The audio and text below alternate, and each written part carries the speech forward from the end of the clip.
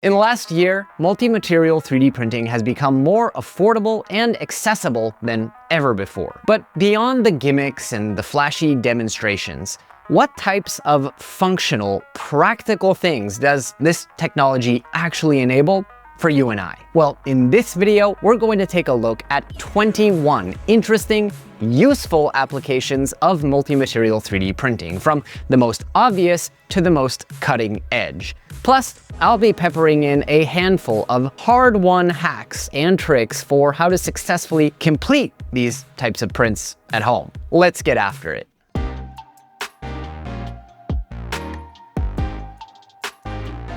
Before we get into the more experimental and esoteric stuff, let's start the list off with the immediately applicable ideas. These are things that anyone can try out today and see immediate improvements in their workflow or their projects. The first and most obvious of these is one that has actually been standard practice in industrial applications for decades, but which only recently has really become accessible to consumers like us. I'm talking, of course, about breakaway, dissolving, or rigid supports using incompatible materials. Wow, look at that. There are dedicated materials designed to break away or dissolve from most of the common filament types, but you can also just use known incompatible materials like PLA and honestly a lot of things. PLA doesn't really bond well with anything. But there are many other applications and benefits to this technique. There's using rigid filaments to support flexible prints, using cheaper filaments to support expensive ones, or just faster printing filaments to support slower ones and save time. There are a lot of reasons why you might mix and match filaments for supports, so if you're new to multi-material 3D printing, this is definitely where I'd recommend starting out. The second most obvious application, at least in my mind, has got to be adding anti-slip surfaces to your 3D prints. Yes, I know you can glue rubber feet or even printed parts to your 3D prints to add them on, but I would argue that multi-material printing here has a number of advantages. First of all, how many times have you had rubber feet peel off of something because they add so much friction? With multi-material printing, you have the option of either melting the materials together if they're compatible, or, and this is Easter egg pro tip number 1, taking advantage of beam interlocking to physically stitch those materials together if they're not compatible. Additionally, multi-material printing allows you to add grips to more complex geometries or less accessible areas where gluing would just be a hassle. Now, just a note on the whole grippy part. Generally speaking, grippy is a pretty tough thing to actually achieve on an FDM 3D printer. Most flexible filaments are actually not that grippy at all, and the softer ones that do have some grip to them are very challenging to print on your standard 3D printer. Now, I've actually been having a surprising amount of luck with these foaming TPUs like this one from Fadis, but I will hopefully be getting in some very special purpose high grip filaments in time for the next installment in our popular functional filaments series. So do smash that subscribe button and hit the bell icon if you don't want to miss out on that. For tip number 3, let's talk about a similar multi-material combination, but for an entirely different reason. And that's improving the ergonomics of rigid or abrasive parts.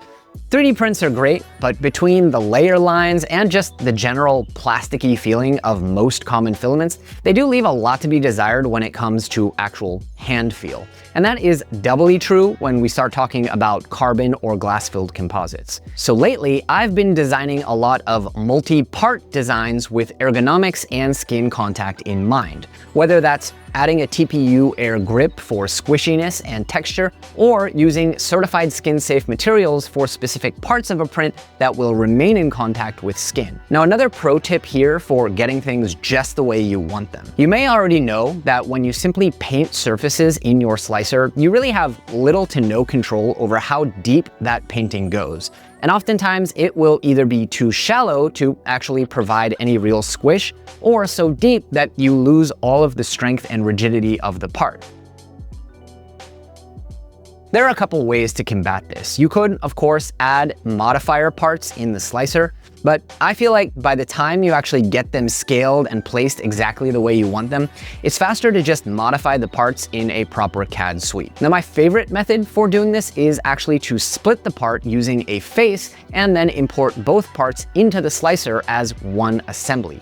This way, it's very clear and easy to see right in the list of objects which parts will be printed in what material, and to modify those parameters on a per object basis if, say, you need to dramatically slow down for one specific material. But another great way to do it is to create a custom-shaped modifier in your CAD software and then add that into the slicer. Either way works. And that actually leads me to yet another huge pro tip when it comes to multi-material printing and flexibles, especially the super soft ones. As you no doubt know, printing softer TPUs is hard enough on a normal printer, but it can become a downright chore on a tool changer setup because of all the retracting, purging, and swapping tools. Now, obviously, the usual tips like super low flow rates, loosening the extruder idler, lowering retractions, eliminating friction in the filament path, all of that stuff applies just as normal. But in addition, with a tool changer or multi-material printer, you really need to watch out for this setting: retraction before a tool change. Normally, the extruder will retract the filament dramatically before actually swapping the tools, just to prevent oozing while the tool is parked. And that back and forth will lead to a jam after the first layer or two. Now, it took me several days to figure this one out, so if you appreciate that tip, please don't forget to hit that like button. Now that we have those 4 multi-material printing tips under our belts, let's talk about use case number 4, and that's integrated seals. This is one that I find myself continually coming back to for the same reasons that I like the built-in anti-slip interfaces. Seals and gaskets get a lot of wear and tear as parts are inserted or removed, so they can often tear or fall off. But with beam interlocking and multi-material printing, that issue is a thing of the past. Up next, we have use case number 5, which is integrating padding or vibration dampening to rigid prints. So think, for example, like adding some soft padding to a gridfidity bin or a rugged case that's going to hold a camera lens, a screen, or something like that. This is another one of those things that you could, depending on the geometry, print separately and glue on, but which multi-material printing will just do a much better job of. For example, imagine if the area that you want padded has an irregular shape. In this case, a 2-second paint job in the slicer is just going to be a lot faster than modeling 2 separate parts and gluing them together manually. Now, number 6 is a similar one, but again, with a different specific application. If you've ever printed your own shoes out of TPU, you know that while it's great for some areas, it can be really uncomfortable or unforgiving in others.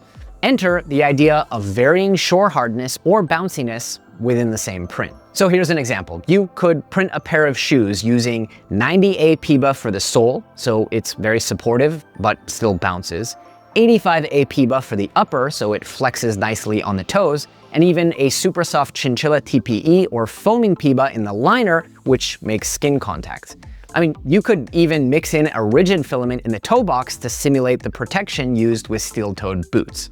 With multi-material 3D printing, we can easily do things that would be really expensive and labor-intensive in traditional shoe manufacturing. And this application isn't just limited to shoes. I'm quite sure that there are lots of different products out there that require different hardnesses or textures for different areas. So bike seats, helmets, any kind of wearable, or just kid-proofing products. And that's just off the top of my head, so I'd love to know in the comments below what ideas you have for some of these applications. For our 7th obvious and immediately applicable one, let's talk about integrated wheels and tires. Now, I know we've all seen that flashy Prusa wheel demo, but honestly, this idea makes a lot of sense in practice as well. If you've ever tried to stretch a tire over a wheel without specialty equipment, you know that it is not fun. And when you're dealing with a 3D printed plastic wheel, it's also very likely that you'll actually break the edge of the rim in the process. Plus, I mean, good luck getting a decent airtight seal. But with multi-material printing, none of that has to be an issue.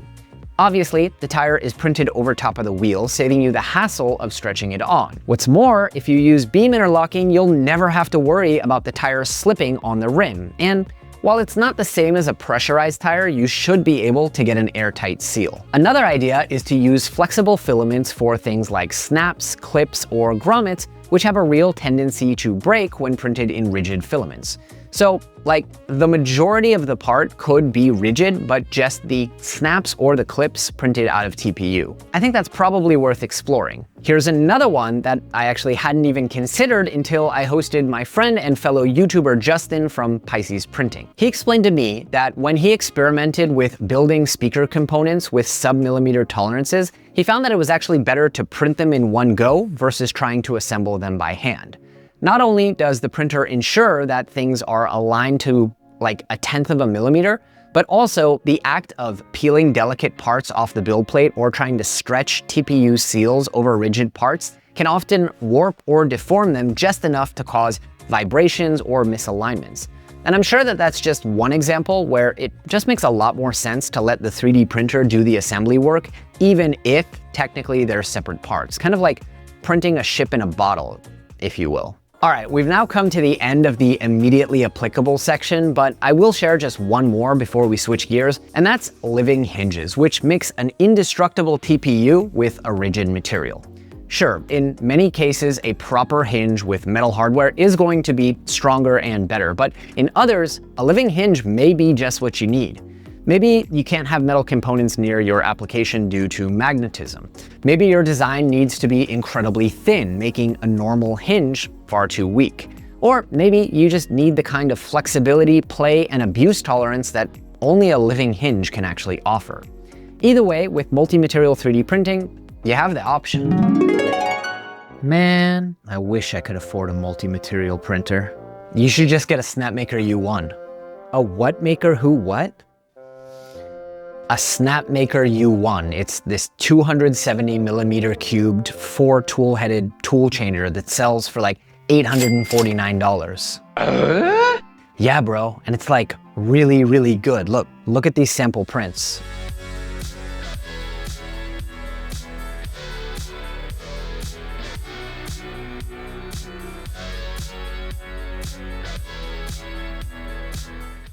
Okay, but can it print TPU? Yeah, man, firm TPUs like a 90A work totally fine through the normal filament feeder. And you can even print softer materials by just bypassing the Bowden tube. And they even made it really, really easy to just loosen the extruder screw. Also, I'd honestly be shocked if Snapmaker, the company known for 3-in-1 machines, wasn't already working on like swappable separate tool heads for high temp and super soft materials. Okay, really well. But it's open on top, so what about engineering materials? There's actually a top hat option coming very soon, but you can honestly just print your own. It will work fine for basically most engineering grade filaments. Also, they run on open source software and let you use whatever slicer you want, so they're not gonna like lock you out and play all these games like some of their more closed source walled garden competitors will. Am I in an advertisement right now? Yeah, bud, Snapmaker sponsored this whole video, but it is honestly a very, very, very good 3D printer. Also, please use my link if you are going to pick one up because it does really support the channel.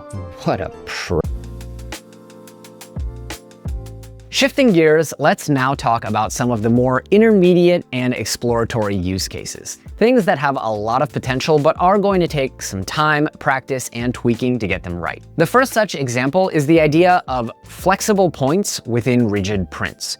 We've all seen the sample prints, a rigid pair of pliers that uses interlock TPU to flex, or a model of a spinal cord with flexible TPU ligaments and intervertebral discs. But while those examples are cool and all, I have left this in the exploration category because I'm very confident that there are many more functional and practical use cases for this material combination. Another area that I think is underexplored is the idea of fillerment. Now, for those of you who missed my video on using multiple nozzle sizes within one print, let me just reiterate it. Fillerment is the term that I coined for using low quality or recycled filament as infill within a 3D print. But I think this idea has a lot more potential than just that. After all, it's a known fact that the infill rarely provides any actual strength to a 3D print. It's more there for supporting the internal overhangs. So if we're already using more affordable filament for breakaway supports, then why not do the same for infill? Earlier, we talked about adding grippy sections to a 3D print, but theoretically, the opposite could be useful as well. So for things like your filament path in a multi-material system or even an extruder housing, you ideally want as little friction as possible, right? And I've had a lot of success printing these types of parts in Fiberlogi's PETG-PTFE mix, but PETG isn't particularly good when it comes to rigidity or heat deflection. So why not use that material for just the inner portion, but wrap it up in another higher temperature and more rigid filament for the rest of the part? But honestly, that's just one idea. Like, imagine a set of gears where the teeth are printed out of nylon for its self-lubricating qualities, but where the inner wheel was printed out of PETCF for its lightweight, rigidity, and resistance to wear under strain. Honestly, this idea could work for any type of mating surface where friction isn't wanted. And as always, I'm very sure that one of you is going to put something brilliant in the comments that makes me kick myself and think, why didn't I think of that? You guys honestly always blow my mind with your ideas. And finally, for our last intermediate one, before we move into the advanced, experimental, and theoretical, which is high heat deflection areas. So basically creating specific parts of a print with higher heat deflection than others. Now this could be to cut costs because the highest performing polymers like PEEK, PEC, and PEI are really expensive, or to save tons of time by printing the rest of the part in a much faster flowing and easier polymer to work with. So imagine like a complex organic shape for a fan duct with only the areas closest to the heater block printed in that ultra high temp material. And now, on that note, we've made it to the deep end, the ideas that need much more testing, experimentation, or just advancement in the technology itself to actually come to fruition. Now, these are currently more theoretical than practical, but with any luck, I'm hoping that this section will spark some interesting conversations and even experimentation towards better, stronger, and more functional 3D printing in the future. The first on this list actually came from a longtime friend of the channel, Jacques, and it's the idea of using outer shells. So carbon fiber filaments come in pretty limited colors and can be abrasive to the touch. And still, there are a lot of reasons why we might want to use them. So what if we were able to print the inner perimeters of an object out of carbon fiber filament and the outer areas out of a more aesthetically and tactilely pleasing variant of that same filament? Unfortunately, there are two reasons why I had to keep this in the advanced segment of the video. First, as of right now, our slicers don't actually give us the option to choose a different extruder for just one perimeter. So you would need to do this with modifiers, and that will likely cause the perimeters to double up.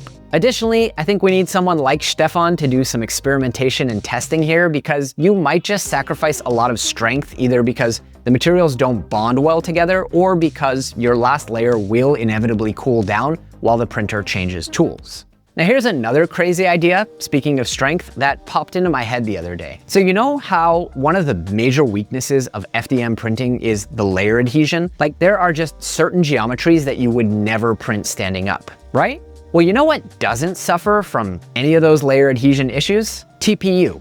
So I started thinking, what if for a part that just had to be printed in that weaker orientation, we beam interlocked a TPU core right inside for strength? Would it actually make the part stronger, or would the PETG just break all around it? So to try it out, I did go ahead and create a sample print, which is a 20mm diameter cylinder made out of PETG, but I filled it with a 10mm diameter hollow TPU core.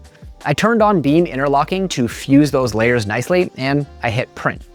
Then, for comparison, I printed the same cylinder, but without the TPU core. I think they're actually done printing in the other room, so let's go ahead and test them out. First, we have the normal PETG, nothing inside. Yeah, broke really easily with a very soft hit. Now we have the PETG with just the normal TPU core. This is gonna be very interesting. Whoa, interesting. It held on. It has a crack, but it held on. Try again. How? So it's broken, but it's not giving up the ghost. I mean, it's broken, but it's not gonna break because it's just holding on. Now let's try the PETG with the beam interlocked TPU core. It has a little, yeah, it's fractured, but the fracture didn't go all the way through. Again, actually get it to properly break. There we go, now it's broken. And that one actually sheared all the way through. Wow, the beam interlocking caused the TPU to actually rip. I didn't expect that. Interesting. I think this idea is pretty interesting, honestly, and I could definitely see myself using it for things that need to take a lot of abuse, like small toys for my kids. But let me know in the comments what all of you think. Up next, an idea that is really at the bleeding edge of what's even possible, which is embedded circuitry. You may not know it, but there are some pretty insane special purpose filaments out there. Like I mentioned, I am actually working on a whole video all about those coming out very soon. But one of the more interesting ones that I've ever seen has got to be conductive filaments. Now, I am not an electrical engineer, far from it, in fact, so I'm not quite sure what type of application would require actually 3D printing any kind of circuitry as opposed to running copper wires in the print, but I'm very, very sure they exist. My mind immediately goes to the safety angle. So like imagine if the inner surfaces of your electronics housing was the ground, but the outside wasn't conductive, kind of like how an entire body of a car is the ground. You can even mix conductive areas with electrostatic discharge areas. Does that make sense? I don't know, I think it's a kind of cool idea. Now, speaking of cars, here's another idea that I came up with, and I do think it is pretty clever, not to toot my own horn. So you know how cars have like crumple zones in the hood, which are designed to fail under specific conditions for safety? Well, what if we designed a 3D print using multiple different materials, each of which is designed to fail at a specific temperature? So take, for example, a mount for an automatic fire extinguisher ball.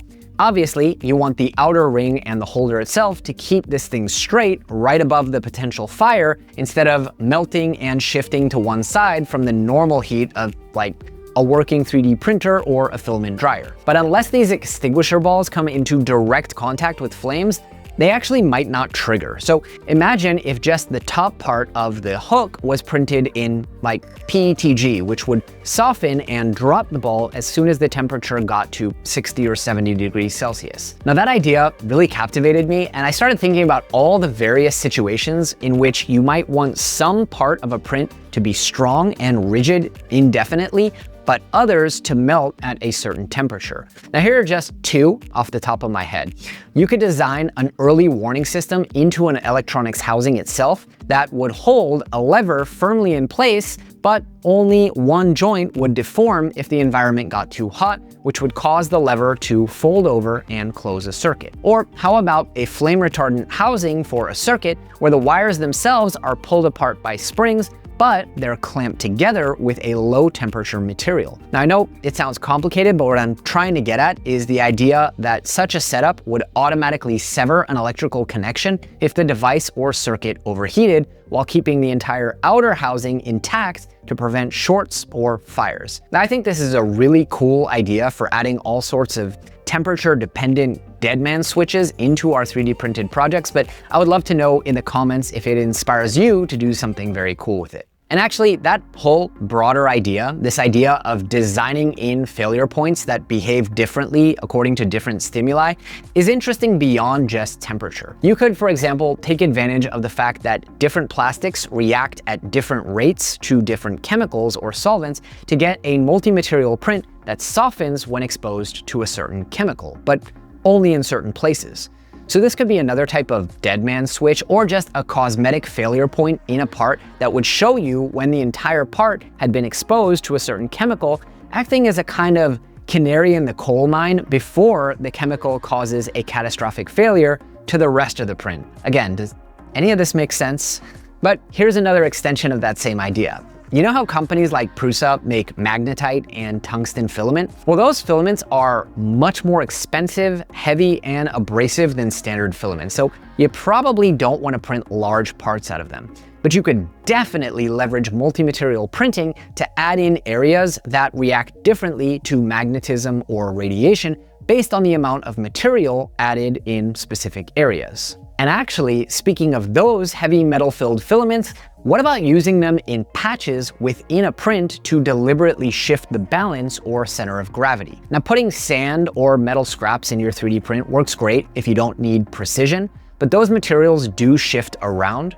By deliberately designing for a heavyweight filament of a known density, you could theoretically get very, very exact weight distributions exactly where you want them. Heck, maybe we can even finally print a benchy that actually floats.